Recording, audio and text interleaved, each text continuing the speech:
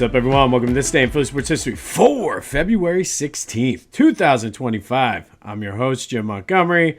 Welcome to a Sunday edition of the podcast. Things are finally starting to die down.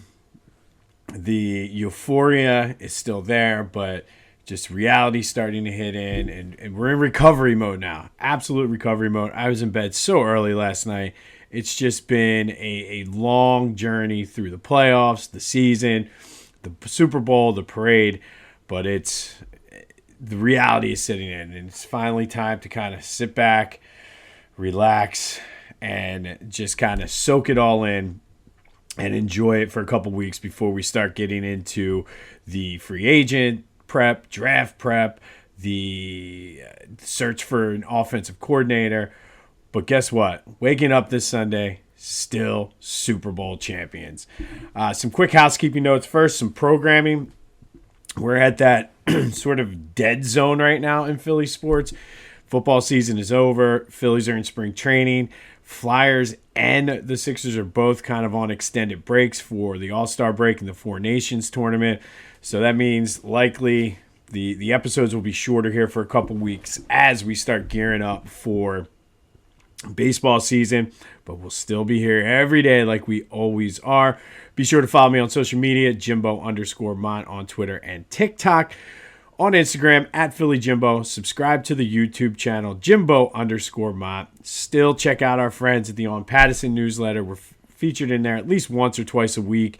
Great coverage for Philly sports. They did a phenomenal job for the Super Bowl and the parade, gearing up for their baseball coverage. They do a great job with Phillies coverage, so be sure to go check them out. You can subscribe and get the newsletter delivered directly to your inbox. We are going to the Temple, Florida Atlantic game, the Battle of the Owls. It's Hooter's birthday. We like going, taking the kids down. Had a pretty good Super Bowl as far as betting, so I was able to get us down very, very close. Hopefully it's a nationally televised TV or game on TV, so look for us today on ESPN. But living the dream, man. I'm telling you, it was a crazy run from about January on with rooting for playoff positionings, then the playoff games, snow, the NFC Championship, Super Bowl. It's been a whirlwind. So hopefully get to go back home to Temple, watch a little basketball, and kind of gear up for March Madness and spring training, which we're going down in a few weeks. So looking forward to that as well. So stay tuned for when we're down in Florida. All right, some last thoughts on just the Eagles from this week and everything. And just had time to go back and look at some of the pictures and videos that we took and watch some of the other things that are going. If you haven't seen, I forget who did it, but there was like a drone footage, and we kept seeing the drones fly over when we were in Love Park. There was so many people there. Like, it was insane. Like, if you can, check that out. Like, just the flyover from the time they turned City Hall down to the Art Museum, just the amount of people that were just packed into that area. And to me, that's just a testament of how great Eagles fans are and how much we love this team. So check that out.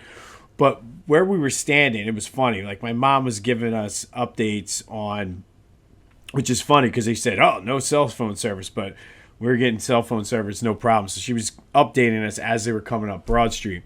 And when they got to about Walnut, you could feel the buzz. Like, you know how they say sometimes, like, there's a buzz in the crowd? You could just feel the buzz. And I don't know if it was because we were close enough. You heard the people cheering, and like the ground was shaking. Like I said, it was, you could hear the roar as they got closer to the crowd, but it was like a buzz. And like, there's a lot of times where you hear that. I've been to so many big games in the Lane, Citizens Bank Park. I've never felt a buzz like that. Like, when they say the buzz of the crowd, it was just a phenomenal feeling. I'm getting chills just thinking about it right now. It was just outstanding. But shout out to the Eagles, the city of Philadelphia, for putting on a great parade. It seemed like everybody was just having good vibes. Everybody was having fun. There was no kind of drama that I could see where we were. I haven't seen too many things online where there was drama between the players, the fans. It was just an all-time just great day. Even the police, like, they were cool with allowing certain things to happen. Obviously, you weren't supposed to have open containers, but we're walking down the street, like, whatever, with just a great day in Philadelphia history. Not even Philadelphia sports, just Philadelphia history. I'm still looking for the Love Hurts Jalen sweatshirt. I know I saw some bootleg ones, but I want the official one because I keep seeing and hearing that they're going to put them out for sale, and it's going to benefit the Jalen Hurts Foundation. So if you happen to see them anywhere, let me know because I'm dying to get one of them. But kudos to Jalen for just having his coming out. I feel like he's taking the next step, and because he's sort of the face of the NFL for the Nike Jordan brand, I feel as though that's the first step. I fully believe that we're going to win at least one more Super Bowl with Jalen Hurts. He just has that mindset. Like, not many guys have that mindset, like a Kobe, Michael Jordan. Just focus. I guarantee you he's back. It was back in the gym yesterday at 6 a.m. squatting 600 pounds again, getting ready for this next season.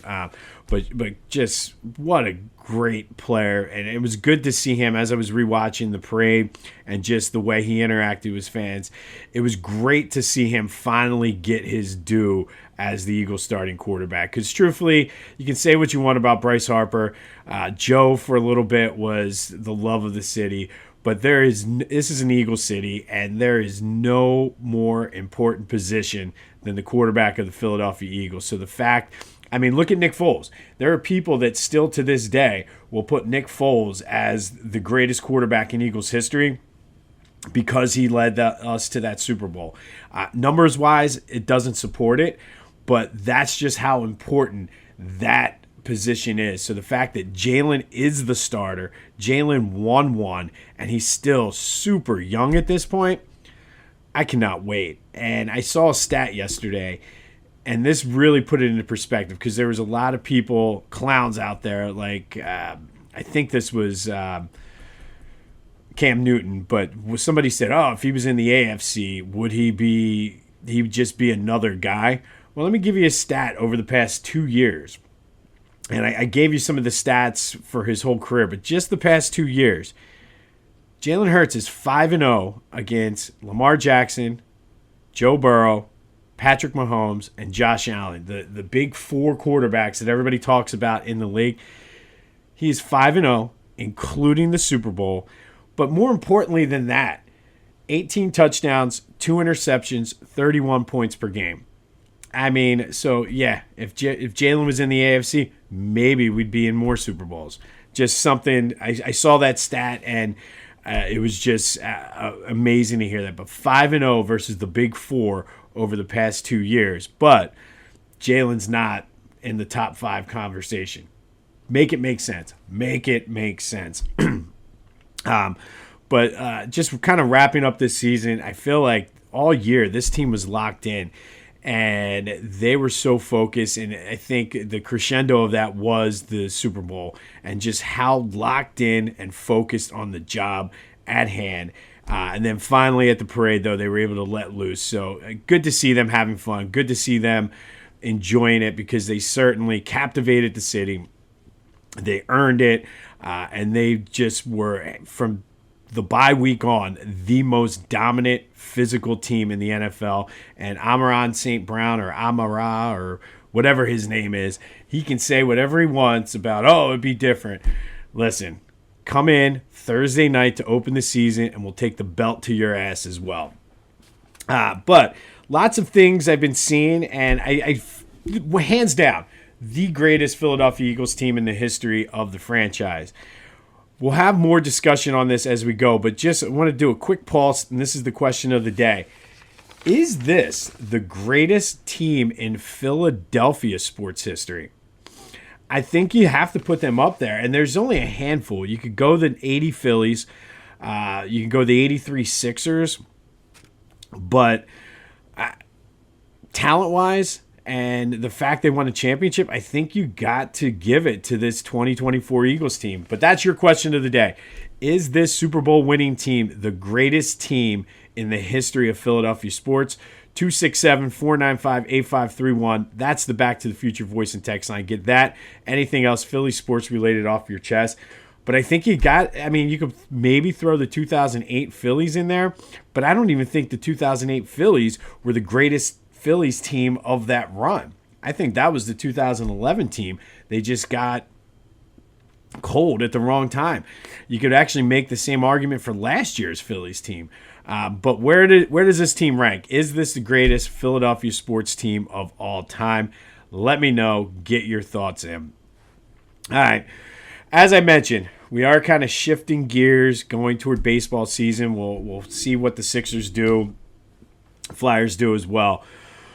But it's Phillies. And I saw an interesting article in the Inquirer this morning, and I think you got to do it. And I'm glad to see that these two guys are on board with it. Rob Thomson talked about messing around with the lineup in spring training.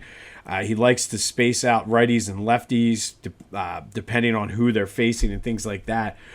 But it's not a foregone conclusion that Kyle Schwarber's going to hit leadoff. Bryce Harper might move up to 2. And they interviewed both of those guys yesterday, and both of them said they don't care. They get paid. I think Schwarber said, I get paid to play baseball. Wherever he puts my name in the lineup, that's where I'm going to hit. And Bryce said the same thing. He's like, I just want to win. He was like, I've been a 3-hole hitter most of my career, but there's been times where they've asked me to hit second. I've hit second. Asked me to hit fourth or fifth. I've hit there. I just want to win. And he said he does like to see pitches, but he's going to do whatever it takes. And I think those are the two guys you need to get on board. So if they're on board with that, I think that's going to help Trey Turner hopefully not swing and look like he's, I don't even know, like a terrible golf, like me on the side of a hill on a golf course swinging away. So I really did like that. I think those are the two guys you need to get on board. And if they're on board, I think that's going to carry over then through the rest of the team. But let's recap yesterday's question of the day. Speaking of somebody who you need to get on board, I asked, do you think Alec Boehm is going to be on the Phillies roster by the end of the season? 57% of you said yes. It's one of those things. I think it's going to come down to how the season starts playing out and the way things sort of start to fall. But I think if he has a good season and the Phillies are doing well, he'll be here. I would not be surprised, though, if they're out of it and they start kind of looking forward to next year that they trade him for some prospects or something, depending, obviously, on what kind of season he has. But thank you, as always, for participating in the question of the day. Today's question, though, is that this Eagles team the greatest team in Philadelphia sports history? I say yes, and I don't even think it's close. But let me know your thoughts on that. Be sure to check out my boys at the Clashing Conferences podcast. Great things going on over at their Sports Fan Network. They've turned the page from football. Lots of guys getting involved with NBA, college basketball, and things like that. You can even have a chance to join their network as well. I will hopefully have an announcement with them coming up shortly, so stay tuned for that. But that is available wherever you get your podcasts as well as on YouTube. And then go to Philly Goat. Still want to spend some stupid money? They got you covered with their Philadelphia Super Bowl champions gear. They have the team shirt with all the faces similar to the Dream Team shirts from the 90s.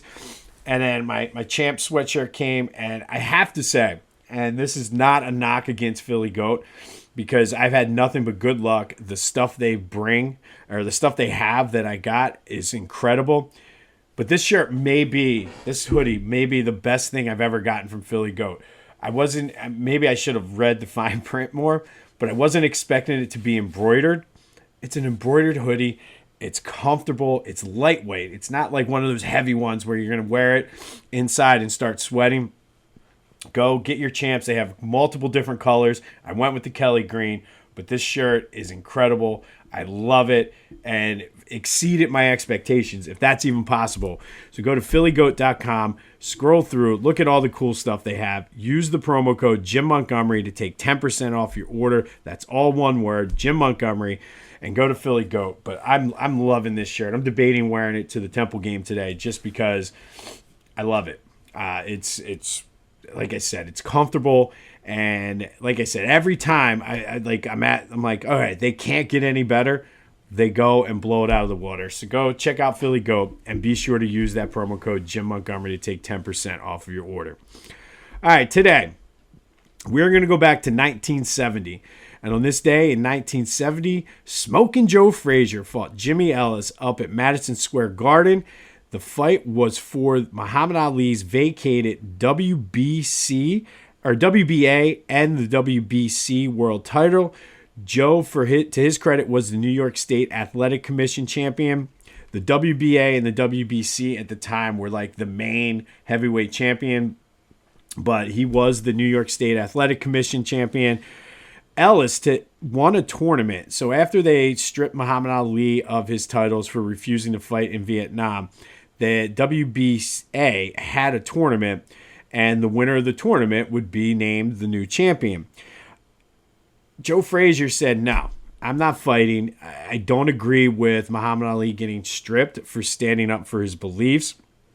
And he was not part of that tournament, even though it was Ali and Frazier at the time were the two best fighters. So Joe was like, I don't want any parts of it. So it sort of left some questions. Jimmy Ellis was the WBA. The WBC still hadn't named the champion yet. So this was sort of like a unification bout up in Madison Square Garden on this day. It was all Smokin' Joe. Joe came out early, set the tone, knocked Jimmy Ellis down twice in the fourth round, just pounded him. Jimmy Ellis could not come out for the fifth round. Angelo Dundee, who was his trainer, threw in the towel, and Joe was considered the undisputed heavyweight champion of the world.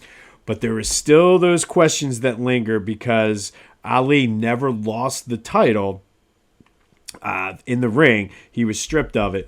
However, things started to change somewhat during this time, and Ali was starting to gain some credit that he was able to get his license and everything again.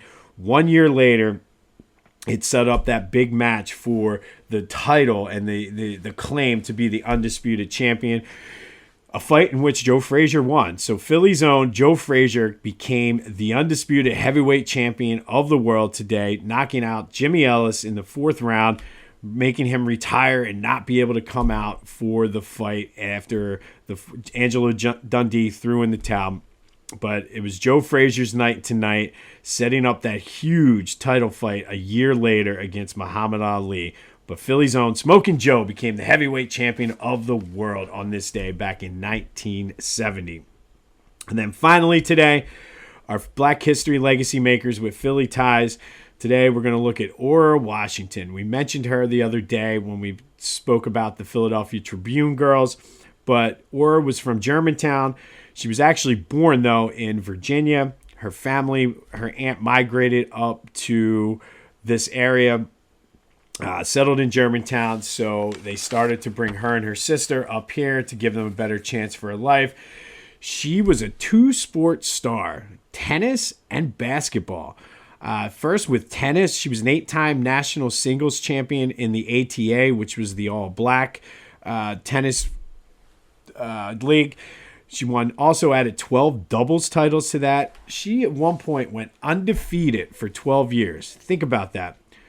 12 years, nobody could beat her in tennis. And if you think about even like Serena Williams at her peak, Steffi Graf, any of the big-time tennis players, they weren't undefeated. They lost every now and then.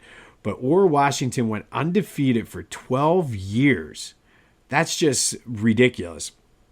That would have just been incredible enough. That would have been she would have been great and well known for that. But she picked up basketball. And as I mentioned, she played for the Tribune girls, and she didn't even pick up basketball until 1930. So she was already an established tennis star at the time. Picked up basketball, became the Tribune girls' leading scorer as well as their coach. led them to 11 straight women's colored basketball world championships.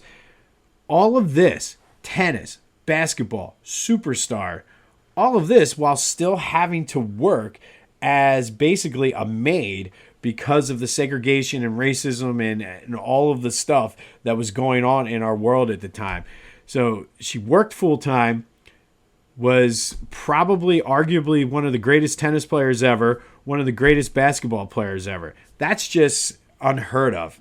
Arthur Ashe said that she may have been, if not the best, one of the best tennis players of all time. And everybody knows that Arthur Ashe is one of the greatest to ever do it. So for him to say that, that's just like, that's kind of like the highest praise you can get as a tennis player. To her credit in basketball, she's also in the Naismith Hall of Fame. She's in the Women's Basketball Hall of Fame, the Temple University Sports Hall of Fame, and the Philadelphia Sports Hall of Fame. But of all of the accolades that she has, most importantly, she helped pave the way for future generations of black female athletes to get the chance to play and show what they got. So Ora Washington, today, we salute you. Thank you for everything that you did and paving the way for future generations of black female athletes to be able to not only compete, but compete at a very, very high level. So we shout you out today from Germantown. Ora Washington, you are today's Black History legacy maker with Philly ties. On this day in 1970, another Black History legacy maker with Philly ties, Smokin' Joe Frazier became the heavyweight champion of the world, basically knocking out Jimmy Ellis in the fourth round so bad that his corner threw in the towel and said, it's over, and it set up that first huge matchup with Muhammad Ali, the one that Joe Frazier did beat Muhammad Ali for. But that all happened on this day in 1970. Be sure to let me know about this Eagles team. Are they the greatest team in Philadelphia sports history? I don't even think it's close, to be honest. I really, really don't. But let me know your thoughts on that. We will have more on the Phillies as we officially turn the page from football to baseball season. We'll still talk Sixers and Flyers reluctantly, but enjoy it. Hopefully today is a day of rest for you. You have tomorrow off. Maybe you want to still celebrate today. That's fine too, because Philadelphia, you are Super Bowl champions. This has been This Day in Philly Sports History for February 16th, 2025. My name is Jim Montgomery. Go have yourselves a Sunday, and until next time, go Birds.